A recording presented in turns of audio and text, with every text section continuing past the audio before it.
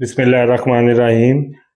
आज हम line integral को पढ़ेंगे और इसके फार्मूले को ड्राइव करने की कोशिश करेंगे। तो सबसे पहले हमारे पास एक छोटा सा कॉन्सेप्ट आ जाता है वेक्टर फंक्शन का, क्योंकि जो लाइन इंटीग्रल है वो किसी हमने वेक्टर फंक्शन का लेना है और इसके लिए फिर हमें वेक्टर फंक्शन को समझना थोड़ा ज़रूरी है। So vector function let F of x y z be a vector function जी। तो ये हमारे पास क्या है, वेक्टर फंक्शन की नोटेशन है। वेक्टर फंक्शन क्या होगा, कैलकुलस के अंदर हमने फंक्शन को पढ़ा है कि every element of set x related unique element of set y। तो अब यहाँ पे वेक्टर फंक्शन का क्या मतलब है, तो इसका कॉन्सेप्ट भी बिल्कुल बुनियादी सा है, और वो ये है कि वेक्टर फंक्शन एक ऐसा फंक्शन होगा जिसमें जो आउटपुट होगी वो स्केलर होगी, लेकिन जो इनपुट होगी वो वेक्टर होगी। तो इस वजह से इसे हम क्या कहते हैं, वेक्टर फंक्शन। इसी तरह हमने वेक्टर एनालिसिस के अंदर स्केलर फंक्शन को भी पढ़ा हुआ है। तो स्केलर फंक्शन का ऐसा फंक्शन होगा जिसकी जो इनपुट है वो भी स्केलर होगी और जिसकी आउटपुट है वो भी क्या होगी, स्केलर होगी। तो इसको अब जैसे मिसाल के तौर पे हमारे पास पोजीशन वेक्टर है, तो पोजीशन वेक्टर को हम किससे रिप्रेजेंट करते हैं, आर से, और ये किसका फंक्शन होता है, एक्स वाई जी का।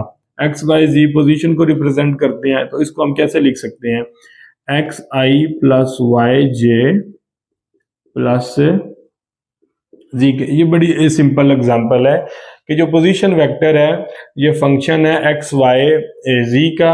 अब देखें यहाँ पे हुआ क्या, यहाँ पे हुआ ये है कि हमने इसको जो आउटपुट जो इनपुट दी है वो एक स्केलर दी है। ये हमारे पास क्या है, एक्स वाई जी, ये हमारे पास डोमेन है, इसको हम क्या बोलेंगे, डोमेन बोलेंगे, और इसको हम इनपुट भी कहते हैं। अब देखें हमने इस डोमेन के ऊपर पोजीशन वेक्टर को अप्लाई किया, तो जब हमने इस डोमेन के ऊपर पोजीशन वेक्टर को अप्लाई किया है तो उसका जो हमें आउटपुट मिली है वो क्या मिली है, वो हमें ये मिल गई है, x i plus y j plus z के। अब ये जो आउटपुट है ये एक वेक्टर है, इसको हम क्या बोलेंगे, आउटपुट, और ये हमारे पास आउटपुट क्या है, एक वेक्टर है। लेकिन अगर आप इसकी बात करें, ये हमारे पास क्या है, एक्स वाई जी एक स्केलर है। ये हमारे पास क्या है, ये एक्स वाई जी क्या होंगे, कोई रियल नंबर्स होंगे ना।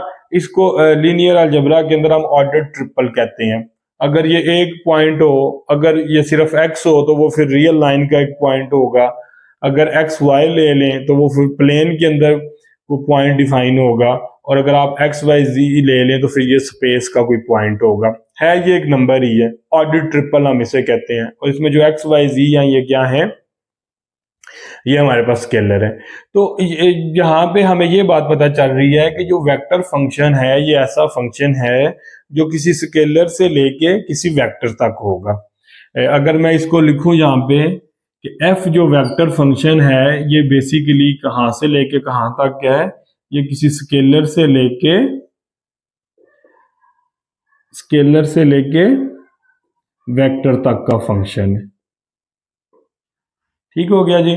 तो ये बहुत इंपॉर्टेंट है कि वेक्टर फंक्शन होता क्या है। तो वेक्टर फंक्शन ऐसा फंक्शन है जिसकी जो डोमेन है वो एक स्केलर है, और जो इसकी जो आउटपुट होगी वो क्या होगी, वेक्टर होगी। इस वजह से इसे हम क्या बोलते हैं, वेक्टर फंक्शन।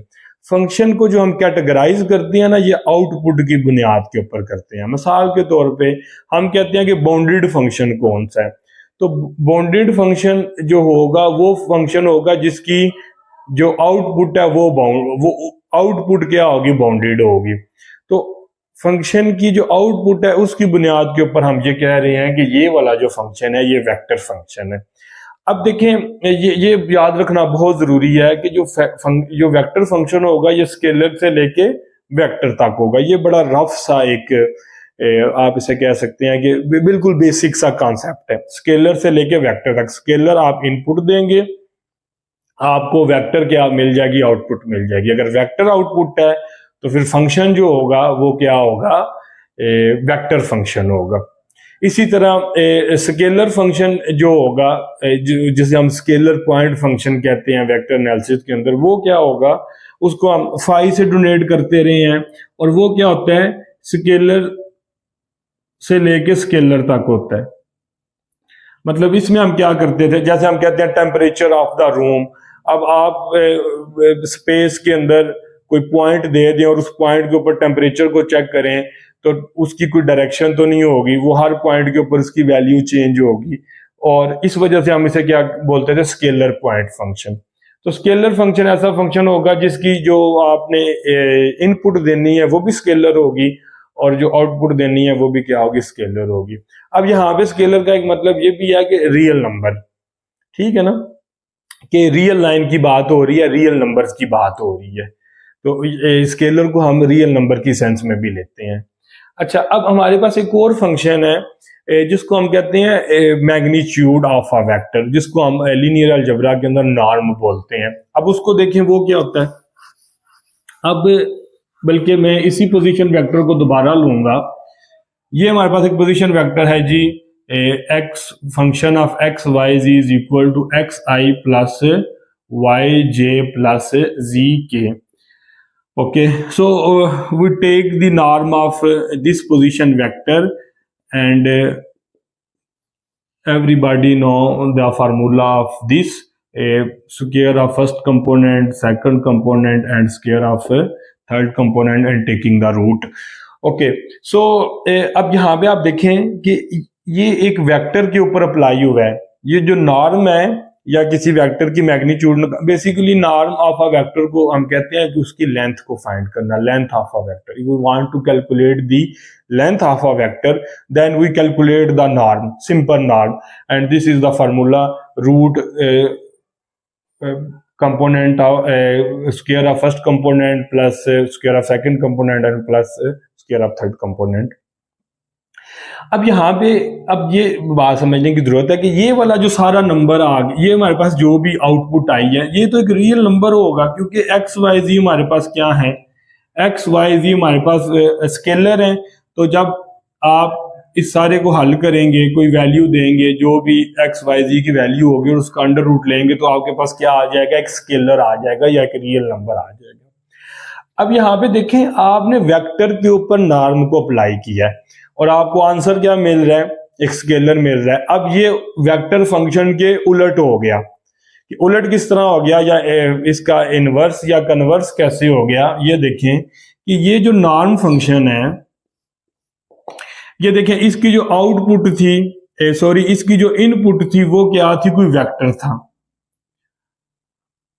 और इसकी जो हमें आउटपुट मिली है वो क्या मिली है, स्केलर मिली है। चलो मैं इनको जनरल कर लेता हूं, उसको क्या मिल गई है, स्केलर मिल गई। वेक्टर हमारी डोमेन थी, नॉर्म अप्लाई हुआ तो हमें आंसर क्या मिल गया, स्केलर मिल गया। तो अब इसको हम क्या बोलते हैं, नॉर्म ऑफ अ वेक्टर। तो नॉर्म ऑफ वेक्टर जो होगा ये वेक्टर फंक्शन के उलट होगा, कि वेक्टर फंक्शन के अंदर हमारे पास जो डोमेन होती है वो क्या होती है, स्केलर होती है, और जो इनपुट होती है वो स्केलर होती है, और जो आउटपुट होती है वो वेक्टर होती है। लेकिन नॉर्म के अंदर क्या हो रहा है कि हमारे पास जो इनपुट है वो वेक्टर है, और जो हमारे पास आउटपुट है वो क्या है, हमारे पास स्केलर है। तो इन दो कॉन्सेप्ट्स को समझना बहुत जरूरी है कि वेक्टर फंक्शन कैसे कहते किससे हैं हम। तो वेक्टर फंक्शन के अंदर I again repeat, we take the we apply the function on scalar and we get a vector. कि हर डोमेन के ऊपर हमें क्या मिलेगा, वेक्टर मिलेगा, और उसको हम क्या बोलेंगे, वेक्टर फंक्शन बोलेंगे। तो इसी तरह नेक्स्ट लेक्चर के अंदर हम लाइन इंटीग्रल के फार्मूले को कैलकुलेट करेंगे और देखेंगे कि जो लाइन इंटीग्रल है उसका फार्मूला क्या है और उसकी फिजिकल सिग्निफिकेंस क्या है और उसका कहाँ कहाँ पे यूज होता है। बहुत शुक्रिया।